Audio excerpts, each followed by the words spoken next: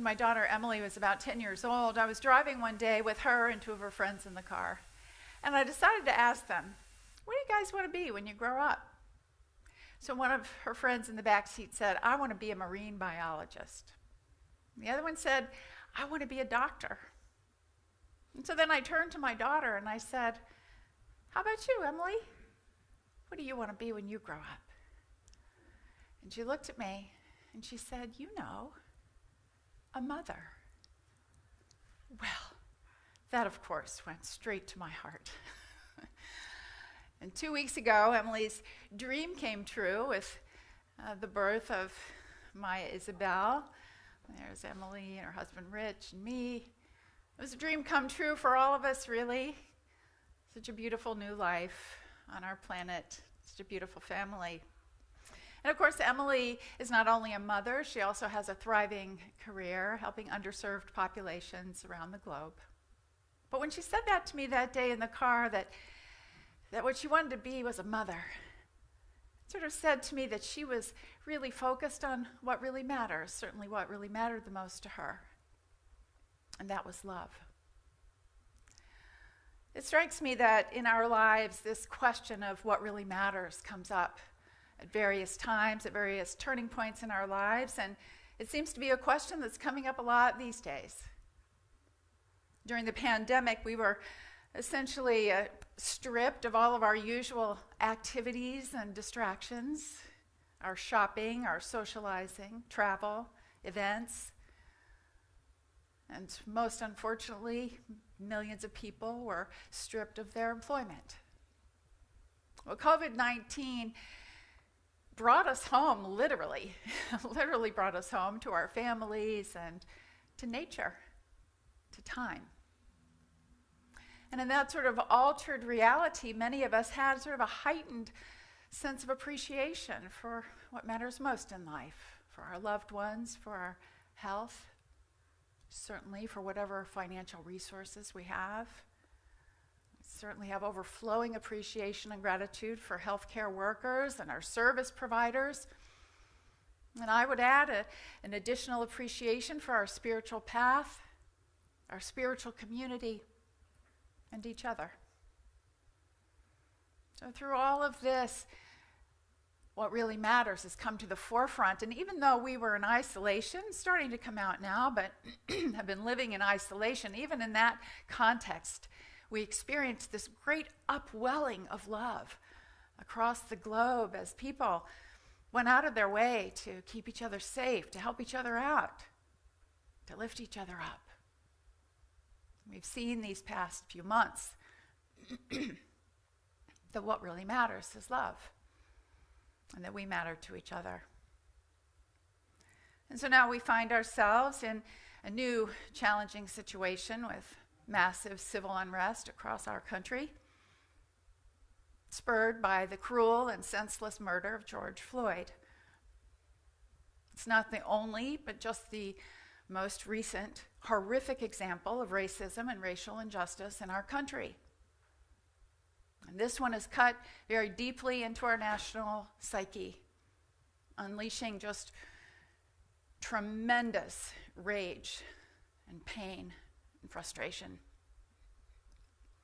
People of color say, this is nothing new. This has been happening for more than 400 years.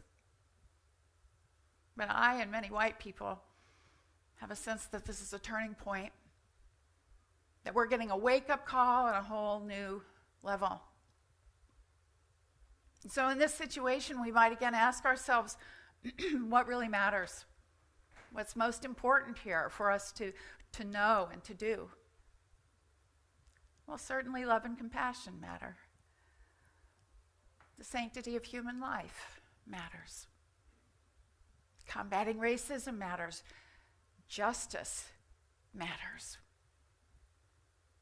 How we treat one another matters. But first and foremost, even in back of all of that, prior to all of that, what matters most is our consciousness. You see, because everything else springs from our consciousness, our attitudes, our behaviors. We have to start there and look at how we're seeing the world, how we're seeing each other. how we're seeing ourselves in relationship to others. So there are really two different kinds of consciousness. And the first one is what we call dualistic consciousness. Dual meaning two, two-ness. Dualistic consciousness is actually what the ego loves and thrives on. Because in a dualistic mindset, we divide the world into two parts. And it's we and they. It's us versus them.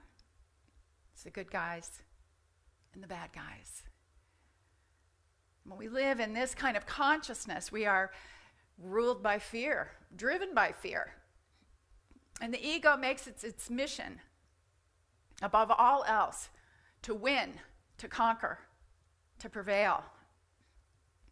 But there's another kind of consciousness, and it's called oneness consciousness, or unitive consciousness. This is the consciousness that we teach here in Unity. This consciousness is connected not to the ego, but to our spiritual nature, to our true nature, to what we most truly and deeply know. What we most truly deeply know in this consciousness is that we are all connected, that we are all one. We are all made of the same stuff. We are spiritual beings, as we say, having a human experience, each in our own beautiful and unique way, an expression of the divine. And because of that, each and every one of us is born with inherent dignity and worth and equal. So in Unity, we call this oneness consciousness Christ consciousness, because we believe it was epitomized and taught by our way shower, Jesus. It's what he was all about. His whole ministry was about shifting consciousness, about helping people see life and see themselves differently, to change their attitudes, to change their behavior, to change sort of their internal operating system, if you will. And he was very deliberate in that. He was very deliberate because he wanted to move people from fear to love. He wanted us to know the freedom of living in love rather than fearing and judging and oppressing one another. So just think about it. You think about Jesus, do you not think about all-inclusive love and his key teachings, love thy neighbor as thyself, and then went on to make it clear that everyone is our neighbor, everyone. Love thine enemy. Pray for those who persecute you. Judge not that you be not judged. Forgive 70 times 7, turn the other cheek. And perhaps my very favorite is from John 13:35, something for us to really take in on the spiritual path. In that passage he says, by this everyone will know that you are my disciples, that you have love for one another. You're in unity as we seek so fervently to follow Jesus' example and to live into that consciousness of love. We might ask ourselves at this juncture, well, how are we doing? How are we doing in our community? How are we doing across our country? Current events suggest that we have a lot of work to do. It is painfully clear that we in white America have failed to understand and appreciate the incredible hardship, the incredible injustice of African American life in America. We would do well to just simply start even with that wonderful Sioux Native American credo that says, walk a mile in another person's moccasins. Consider what their point of view is. Learn more about it. Delve into their life experience. I was raised in a very civil rights friendly home. It was really drummed into us, all people are equal. We were very supportive of Martin Luther King Jr. and the civil rights movement. I always sort of felt like I had that, and I still feel that I have that in my heart. But these last 2 weeks have shown me how much I have to learn, and in so many ways, how oblivious and naive I have been.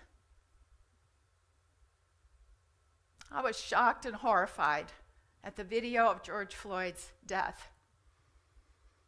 Horrified, and I know you were too. Those images are seared into my mind. No one should die that way. No one. I am appalled. And when I saw that video, when I first saw that video, I wanted to look away. I just didn't want to see it, didn't want to see the brutality. And it struck me later that that's kind of the attitude we in white America have had about racism in general.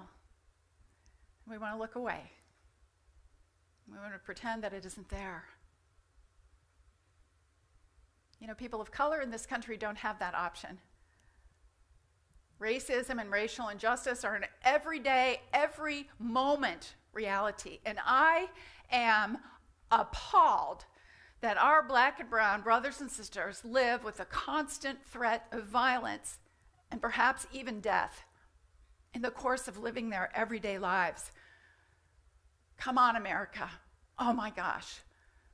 In the course of their everyday lives, they're at risk for jogging, for bird watching, for taking a walk in their neighborhood, for buying groceries, for sleeping. It's unconscionable. It's reprehensible. It's unthinkable. You know, I feel guilty and a bit ashamed that it's taken me so long to get to this point. But I'm waking up. And so are millions of Americans. Because of that, I have hope. We must do better. We must do better. And of course, I have added incentive now because I have an incredibly beautiful biracial granddaughter and an African-American son-in-law that I love with all my heart. It's an incredibly, incredibly beautiful, amazing family. We have to make this a better world.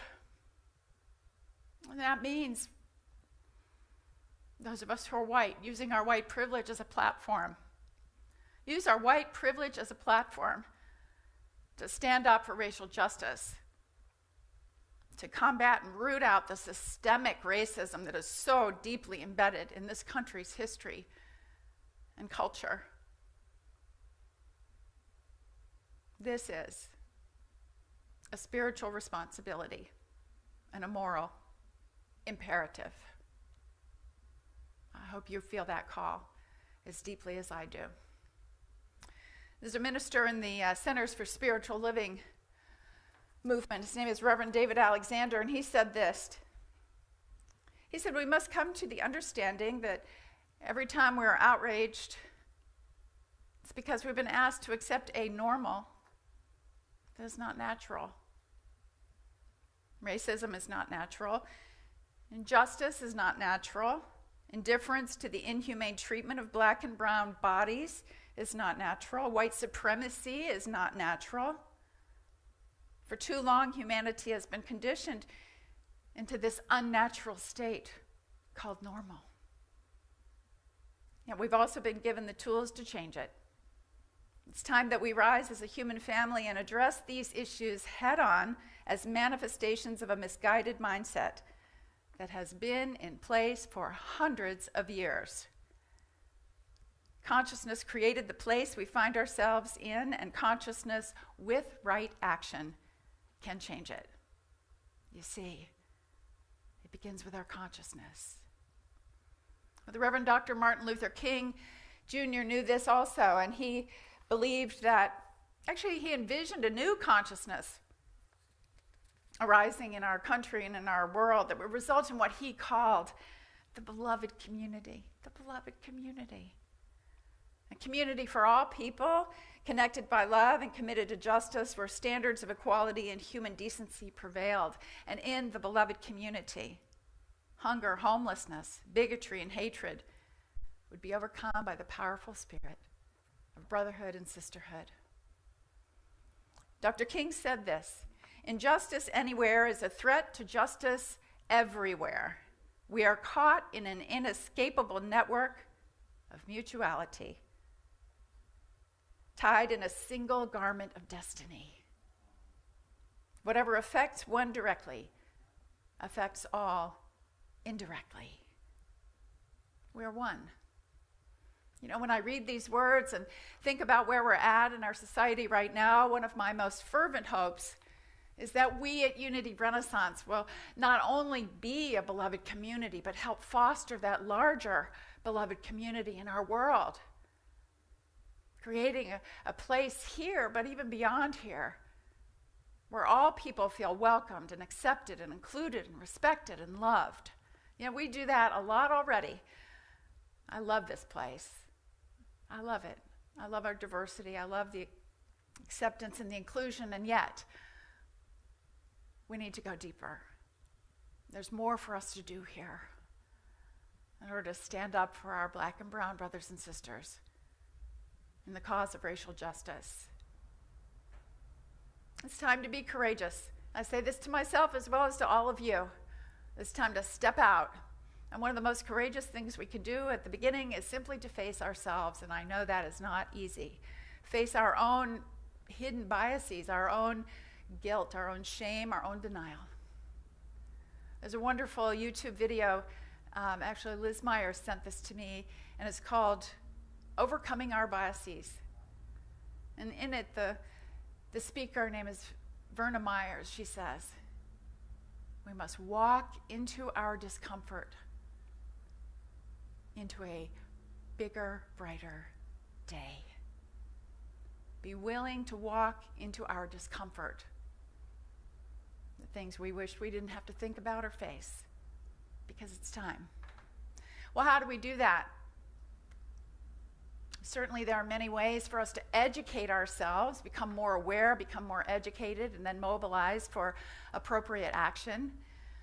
In the coming weeks, we'll be putting resources on our website, on our Facebook page. We'll be talking about it in discussion sessions on Zoom. But here are just a few ideas. Get some books. Read some books about this. There's some great titles out there. One is called How to Be an Anti-Racist. One is Waking Up White. There's one I've ordered called White Fragility, Why White People Are Afraid to Talk About Racism. Okay, I'd like to read that one. And there's a wonderful book that Paul Mitchum recommended to me that just came in the mail yesterday. It's called The Black Book. The Black Book, beautiful portrayal of African American history and people, the stories. I really look forward to reading that. I'm grateful to Paul for recommending it. We can also watch movies. There's some incredible movies out there that will wake you up. One of them is called 13th. It's about the 13th Amendment, but it's really about the newest institution of slavery in our prison system. There's a wonderful film called Just Mercy that I just watched. It will open your eyes to the corruption in the so-called criminal justice system. Lots of other great films out there. Perhaps one of the easiest things we can do is just invite a person of color to have a conversation with us. Ask them about their experience. Ask them how their life is. And learn and listen deeply. We don't do that enough. Certainly it's important to stay apprised of public policy reform and to get active, contacting, not just voting of course, but also being willing to contact local, state, federal officials to push for constructive and positive policy changes. Perhaps one of the most important things we can do is to not let it slide when somebody makes a racist comment or does something. We actually need to speak up. Martin Luther King Jr. said, and it is not the words of our enemies we will remember, but the silence of our friends. We must not be silent. I realize that talking about this today, that you're all in probably a little bit different places around it, and some of you will get on board and want to educate yourselves and do more, and others perhaps not so much. But let me be very clear on this today. It is vitally important for you to know this as a constituent here at Unity Renaissance, that we in Unity condemn racism and racial injustice that continues to be perpetuated on African Americans in this country, and indeed on all people of color. Black lives matter. It's true that all lives matter, but right now it is black lives that are under siege in this country, and we must stand together to protect and defend them. I invite you to join me in that effort as together we find our way. The moral imperative. Oof, man, we must. You know, there's a new solidarity beginning to, I think, take shape in America. People coming forward, people wanting to make meaningful change happen. So let's be a part of that. Let's rise to that occasion, expand our own understanding, do what is ours to do, so that we can create this beloved community, so that we can be the example of the beloved community where people of all backgrounds, of all faiths, of black and white, and old and young, and Christian, Buddhist, and Jew, and gay and straight, LGBTQ+, people of different political affiliations. We can do this. We can be that place, the beloved community. So let's show the world what it really means. To do that, let's show the world what really matters. Rising in consciousness and living in love. Let's turn now to our meditation. I invite you to close your eyes and take a deep breath in. Release and let go. Feeling the safety of this now moment. Feeling the love flowing through us and among us.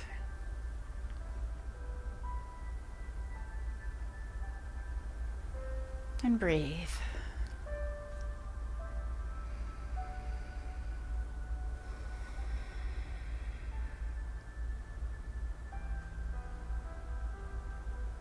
Sweet Spirit, at this time in our nation, our hearts are truly broken open.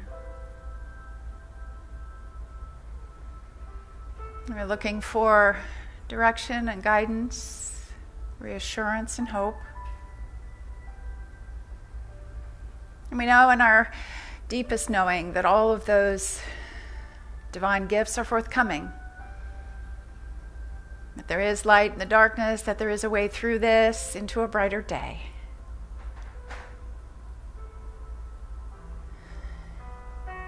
In this moment, we breathe into oneness, the truth that we are all connected, and that God is doing a mighty work in and through each and every one of us to help us reach our full potential as individuals and as a nation.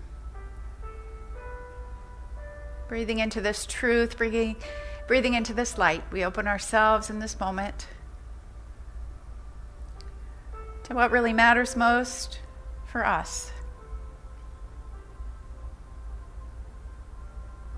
Considering what is ours to learn, what is ours to do, how we are to show up and be the change. I invite you to open your hearts and minds to divine direction for a few moments in the silence.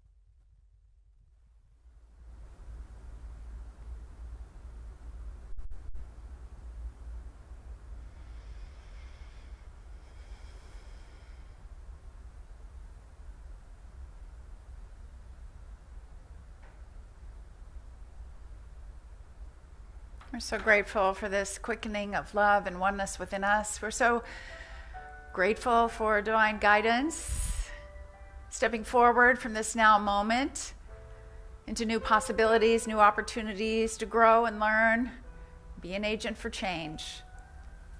Thank you, God, for this amazing spiritual community, for our way shower, Jesus, and most of all, for each other. So it is, so we let it be. Amen.